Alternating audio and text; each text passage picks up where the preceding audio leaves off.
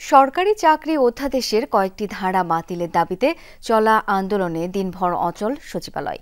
কর্মকর্তা কর্মচারী ঐক্য ফোরামের ডাকে বিক্ষোভ মিছিল আর অবস্থান ধর্মঘটে প্রবেশ গেটগুলো অবরুদ্ধ হয়ে পড়ে।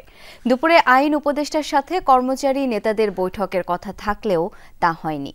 নেতারা জানিয়েছেন, প্রধান উপদেষ্টার সাথে উপদেষ্টা সহ সংশ্লিষ্ট সচিবদের বৈঠকের পর অধ্যাদেশ নিয়ে সিদ্ধান্ত জানা যাবে।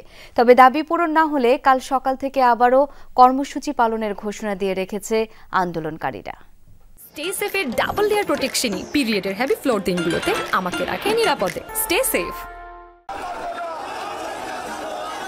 আন্দোলনের মুখেই জারি করা হয় সরকারি চাকরি আইনের সংশোধিত অধ্যাদেশ। এতে সোমবার সকাল থেকে আবারও দপ্তর ছেড়ে প্রতিবাদ কর্মসূচিতে যোগ দেয় সচিবালয়ের কর্মচারীরা। বিভিন্ন মন্ত্রণালয় ঘুরে অবস্থান ধর্মঘট পালন করেন মন্ত্রিপরিষদ বিভাগ ও জনপ্রশাসন মন্ত্রণালয় ভবনের সামনে। সংশোধিত সরকারি চাকরি অধ্যাদেশে ছুটি ও যৌক্তিক কারণ ছাড়া কর্মস্থলে অনুপস্থিত থাকা সহ কাউকে উস্কানি ও বাধা দিলে শাস্তি, বরখাস্ত ও অপসারণের বিধান যুক্ত করা হয়েছে। সামরিক শাসনামলের এমন বিধানকে কালাকানুন আখ্যায়িত করে কর্মস্থল ছেড়ে প্রতিবাদ কর্মসূচিতে যোগ দেন কর্মচারীরা।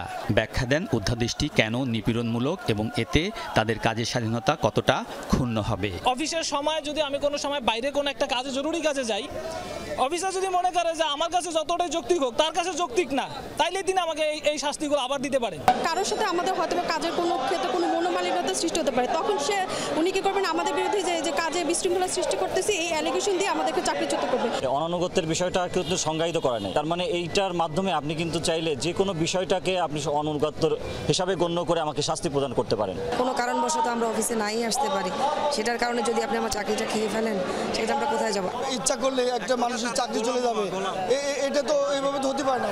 কর্মচারীদের প্রতিবাদের মুখে কিছুক্ষণের জন্য বন্ধ করে দেয়া হয় সচিবালয়ে প্রবেশের প্রধান ফটক সহ 3টি গেট। এ সময় কয়েকজন উপদেষ্টার সচিবালয়ে প্রবেশের কথা থাকলেও তারা প্রবেশ করতে পারেননি। অনেকে আটকা পড়েন ভেতরে। প্রায় 30 মিনিট পর ফটক খুলে দেয়া হয়। কর্মচারী নেতারা জানান, দাবি পূরণ না হলে কর্মবিরতি সহ বিদ্যুৎ সংযোগ বিচ্ছিন্ন করতে বাধ্য হবেন তারা। আগামী দিনের জন্য আপনারা প্রস্তুত থাকেন। প্রত্যেকে 3 দিন ছুটি নিয়ে আপনারা সিএল ছুটি নিয়ে বাসায় বসে থাকবেন। বিদ্যুতের সংযোগ দেওয়া আছে না, এটা আমরা বন্ধ করে দিব। রাতের আধারে এই ধরনের কালো অধ্যাদেশ জারি করা, এটা নতুন বাংলাদেশে এই বৈষম্যমুক্ত বাংলাদেশে একটা নজিরবিহীন ঘটনা। বিক্ষোভ সমাবেশের মধ্যে আইন উপদেষ্টার পক্ষ থেকে দাবি নিয়ে আলোচনার কথা ছিল কর্মচারী নেতাদের। তবে অফিস সময়ে তা আর হয়নি। নেতারা বলছেন, আন্দোলনে অনড় আছেন তারা।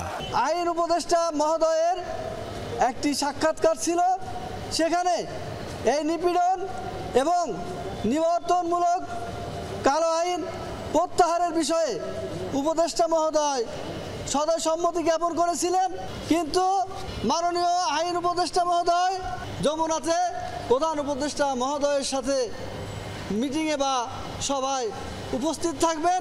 আমরা আমাদের আন্দোলন চালিয়ে যাব এবং এই আন্দোলন সাকসেস করে আমরা ঘরে ফিরবো ইনশাআল্লাহ। কর্মচারী নেতারা জানান, সোমবার সচিবালয় ছাড়াও সারা দেশের বিভিন্ন দপ্তর, অধিদপ্তর ও অফিসে অধ্যাদেশ বাতিলের দাবিতে আন্দোলন হয়েছে। আলমগীর স্বপন, যমুনা নিউজ, ঢাকা।